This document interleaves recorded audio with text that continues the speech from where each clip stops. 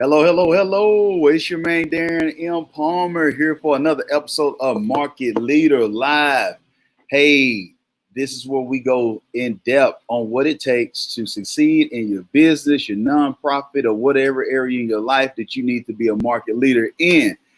Today, I'm going to get right to the point on this. Could you be your worst enemy? Yes, I said it. Yes, your man Darren M. Palmer said it. Could you be your worst enemy? I'm looking at this situation. I was able to do an interview earlier today, and I was hit with some information from a gentleman on some of the things when it comes to success, what he's been able to find out in his own life. And this gentleman is a market leader, but he shared with me something that was very interesting.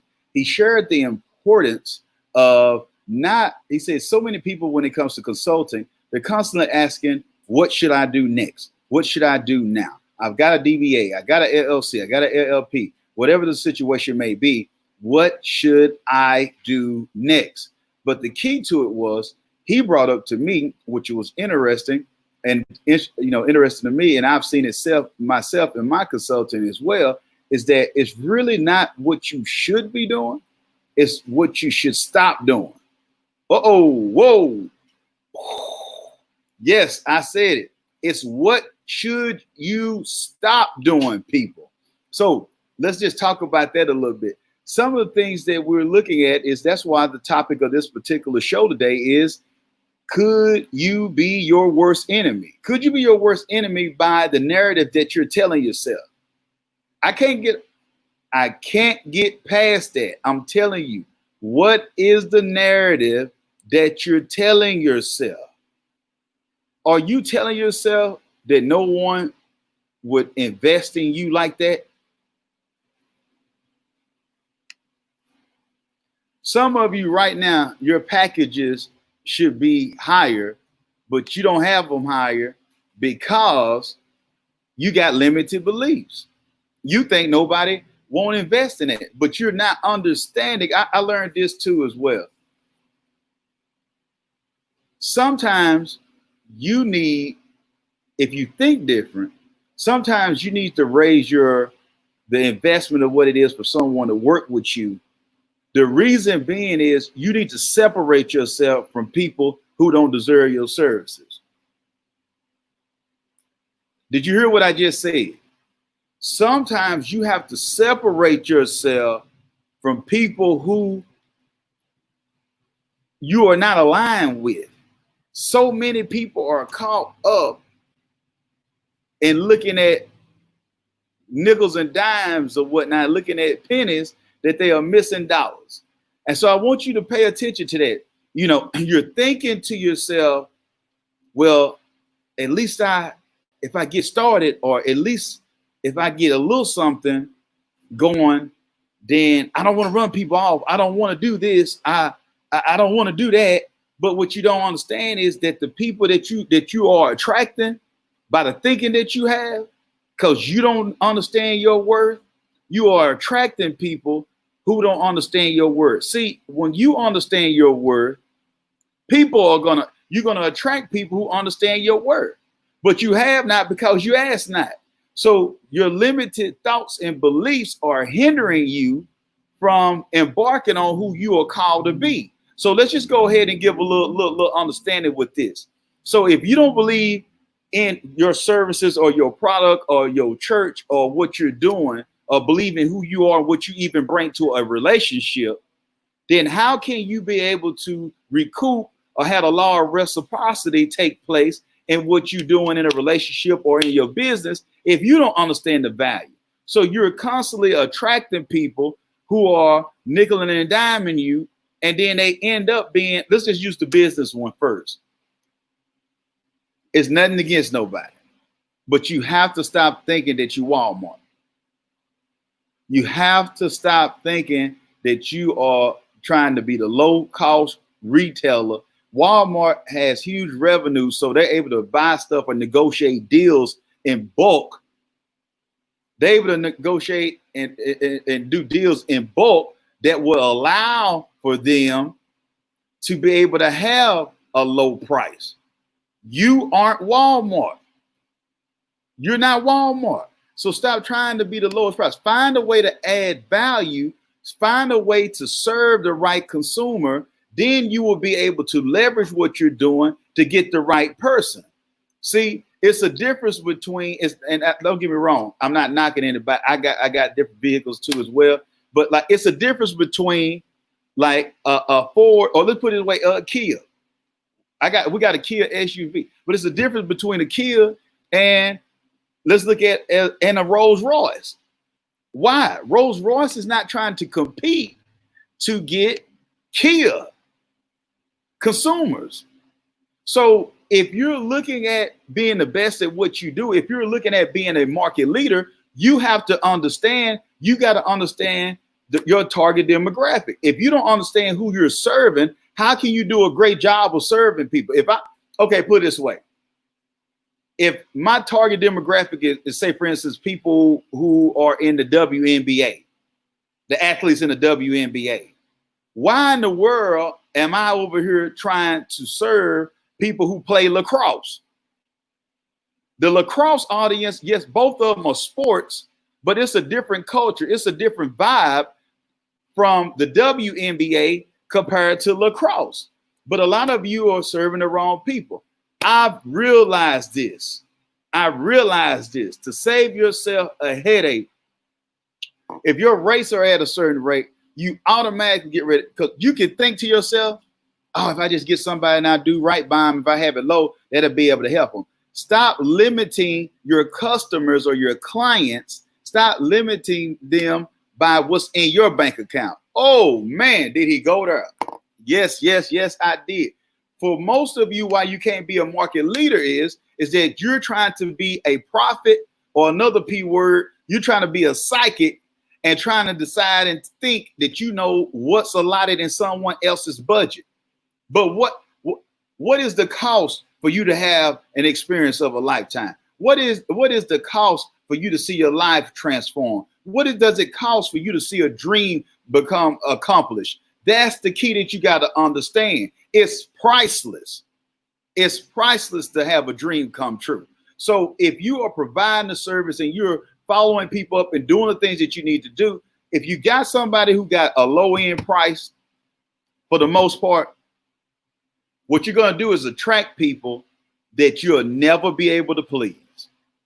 You'll never be able to please them, no matter how much you work, no matter how many hours you do, because they already got something that's innately in them, that they have a lack mindset. They have a scarcity mindset. So they feel like that when they invest with you, they don't invest with you. They're buying from you. Now watch that. They bought your service. They didn't invest in your service. Remember what I always share with you on here on Market Leader Live: lens and language. So because through their viewpoint, they got a lack mindset. So when they actually make a purchase with you, they don't see it as investing. They see that they bought something. So now if I invest in something, I can expect a dividend, or I can expect an ROI, a return on investment, because I have invested in something. So I don't have to feel like I lost something. I know I'm getting something back in return. But if you're dealing with people on the low end when it comes to investing into your products or your services that you offer, then if you're not careful, you're going to find people who they feel like that you owe them along. They feel like that you owe them your right, that you owe them your left leg. They think that you need to sing at their bar mitzvah. They think that you need to show up to their kids' graduation. They think that you owe them everything. I've experienced and seen for myself the clients who purchase or invest in the premium packages are a less headache. They are courteous. They are kind. They send the most referrals. They're finding a way to serve you. They're finding a way to invest more in what you do. They are the best clients to have. So as my grandmother used to say, rest her soul, you want to be big, but little got you.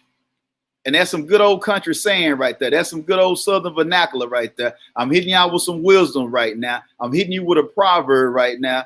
Hebrew or whatnot for sayings. I'm hitting you with some game right now.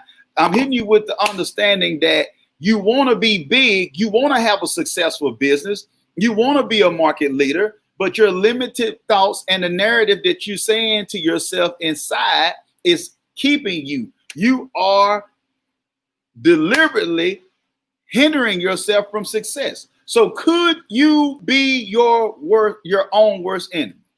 Could you be your worst enemy? That's what I want you to understand today. Where are you lacking? Where are you thinking that you are defeated before you even start? Where have you got to the point where you're saying it's no sense of me even doing a book because everybody got a book out right now, so there's no sense of me doing a book right now? Where are you looking at it saying that I can't compete with so-and-so? Tony Robbins got conferences, so what I look like doing a conference? I'm telling you, there is an audience for you. Why should I do a book? Michelle Obama did a book. Why should I run for a position? Somebody else has that position. I'm telling you, there is over 7.5 billion people out here, people. So you got to understand that there is a niche for you. I know people who are getting paid by just sharing stories and creating groups on Facebook about weenie dogs. They're not talking about Rottweilers. They're not talking about pit bulls. They're not talking about anything else. They're talking about weenie dogs, not chihuahuas, not anything else. Their sole focus is talking about weenie dogs. And they're doing what they love. They're making income. They're making an impact, and they have a thriving community, and all they're focused on is weenie dogs. Do they care that I don't deal with weenie dogs? Do they care that I don't have a weenie dog? Do they care that I'm not a part of their community or on their Facebook community? If I'm not on their website, do they care about that at all? No, they don't care about that because they know who their target demographic is. I mean, okay, let's look at this with market leader. We're getting deep with this before I close. I want y'all to get this understanding here. Do you understand that Fox News know that the people who look at MSNBC is not going to really look at Fox News? Don't you know that? See, a lot of y'all are missing. Y'all are caught up in the smoke and mirrors over here, and y'all missing something. Fox News knows that the cohort of people who are watching MSNBC is not their audience. This is not personal, people. This is business over here that we're talking about market leader. So you got to understand it, because if your mind is not right, could you be your worst enemy? You are trying to justify and come up with things that the people in the business world they're not even caring about. Don't you know that most people that the people at MSNBC knows that the audience who watches Fox News is not their target demographic? Don't you know the people who are doing marketing and branding and strategizing on who gonna watch? Their ads aren't targeted to people who watch Fox News. This is business. So when you take emotions out of it, this is business. They understand that. It's a reason why, because you see, how could they say that on Fox News? I can't believe they said that. Yes, you can believe that they said that, because they're not there to serve you. They're there to serve the people who want to hear the rhetoric that they have to share.